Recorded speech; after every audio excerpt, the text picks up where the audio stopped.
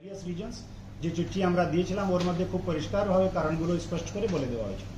মঙ্গলহাটের বিষয়টা নিয়ে তো ব্যবসায়ীরা হাইকোর্টে পিটিশন করেছিল, সেক্ষেত্রে তো ক্লিয়ার বলা আছে কি ডে টু ডে বেসিস উপরে যাদের কোনো কমার্শিয়াল অ্যাক্টিভিটিস আছে या যে কোনো অ্যাক্টিভিটিস আছে ওটা যদি হ্যাম্পার হয় তাহলে এই ধরনের কোনো আনলফুল অ্যাসেম্বলি করা যাবে না। অ্যাট দ্য সেম টাইম যেটা সব থেকে ইম্পর্টেন্ট আছে কি পুলিশ তো এই প্রোগ্রামের পারমিশন দেয়নি, কোনো রুট কোনো অ্যাসেম্বলি পয়েন্ট তার রিজন দেখিয়ে খুব পরিষ্কারভাবে ওনাদেরকে অনেক আগে 15 জুলাইতেই জানিয়ে দেওয়া হয়েছিল কি এই ধরনের কোনো প্রোগ্রাম করা যাবে না।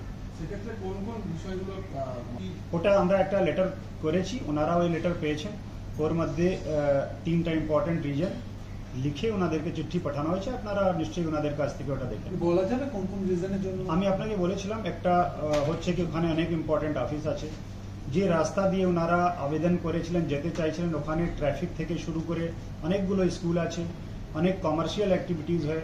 3000 লোক নিয়ে যদি এত লম্বা রুটে একটা প্রসেশন করা হয় তাহলে এটা ওয়ার্কিং ডে আছে, মানডেতে এই ধরনের প্রোগ্রাম করা সম্ভব হবে না। সেই জন্য আমরা বিভিন্ন রিজনস দেখিয়ে ওনাদেরকে বলেছিলাম কি এই দিন এই প্রোগ্রাম না করতে।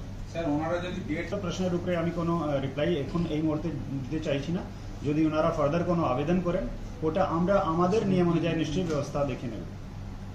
স্যার বলছি ওখানে এই পার্টিকুলার ম্যাটার সাবজুডিস আছে, এর উপরে যদি কোনো ফার্দার কোনো অ্যাপ্লিকেশন আসে তো আমরা ওর উপরে অ্যাপ্লিকেশন দেখে তারপরে কোনো ব্যবস্থা নিতে পারি।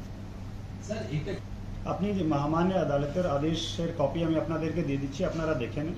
ওর মধ্যে খুব পরিষ্কার করে লেখা আছে কি এই অর্ডার কোন কনটেক্সটে অনারেবল হাইকোর্ট দিয়েছেন, ওটা দেখে আপনারা পরিষ্কার বুঝতে পারবেন।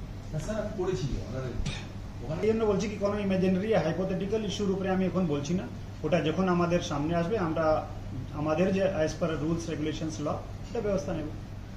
ঠিক আছে, থ্যাংক ইউ সো মাচ।